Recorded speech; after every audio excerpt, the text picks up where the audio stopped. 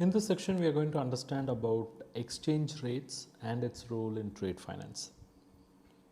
Now, just imagine a scenario where there is an exporter in USA and importer is in India.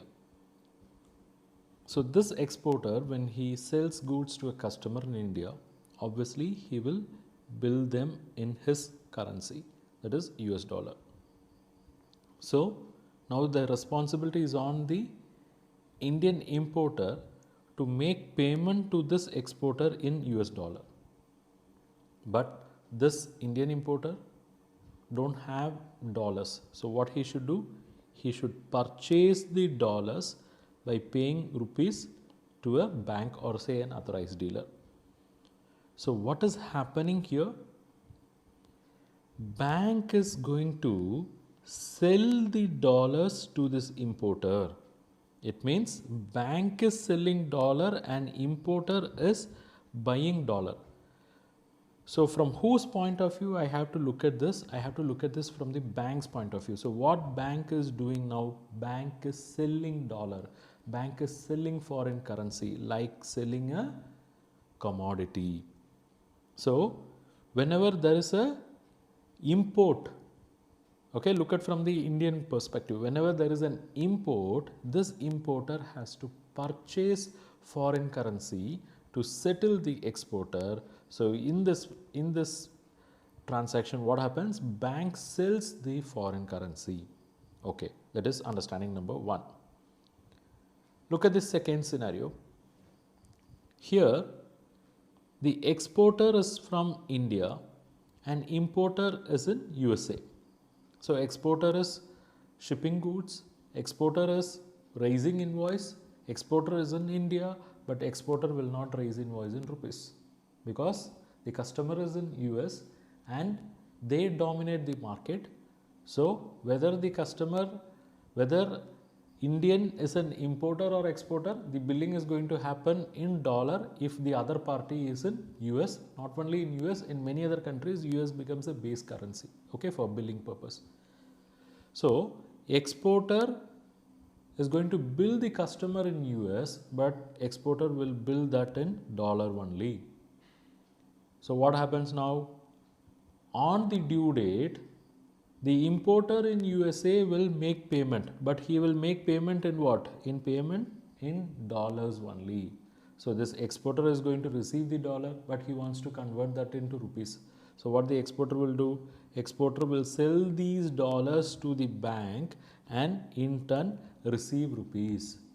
So, when exporter sells, what's happening here? Bank is buying. So, keep your focus on the bank only. So, here the bank is going to buy the dollar from the exporter. It means on the other side, what is happening?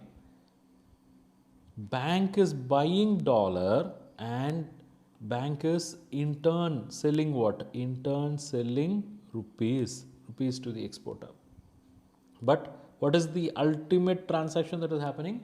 Bank is buying dollars. Whereas here, bank was selling dollar and importer was buying dollar. Here, bank is buying dollar and in turn going to pay rupees to the exporter. It means bank is selling rupees. But let's keep the focus on the foreign currency. So, what bank is doing? Bank is buying the dollars. Okay.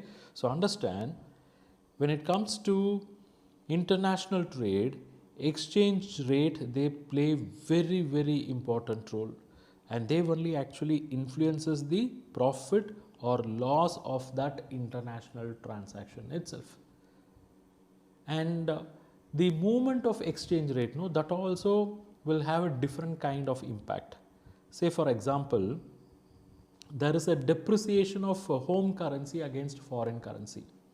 What do I mean by depreciation of home currency against foreign currency? Let's say now the home currency is 70 rupees per US dollar and it is moving to 73 rupees per US dollar. It means rupee has depreciated because for purchasing the same $1, now you have to pay more of your home currency. So we can say home currency is depreciating here. But this is beneficial for exporter. Why? Just imagine exporter has got $10,000 invoice. He is expecting the receipt on the date when the dollar is 70. But for some reason he could not get the money on that date. He is getting that after 2 days. So this is the rate after 2 days. Okay, this is the rate after 2 days. So after 2 days he is getting that $10,000, but now he is going to get it for 73 rupees per dollar. Earlier it was only 70. It means this additional 3 rupees per dollar, 3 into 10,000. Okay, that's profit for him. That's a gain for him, I should say. Okay, so if there is a depreciation of home currency against foreign currency, that's beneficial for exporter. But if there is an appreciation of home currency against foreign currency, then that is beneficial for importer. So understand, depreciation is beneficial for exporter, appreciation is beneficial for importer. Let's take a similar case. So you have imported, you have to pay today $70 per dollar, but for some or the other reason you are not asked to pay today, you have to pay after 2 days. After 2 days, let's say the price drops to 68 rupees per dollar. Then obviously you tend to save, right? You are saving 2 rupees per dollar. That's why we say appreciation of home currency is beneficial for the importer.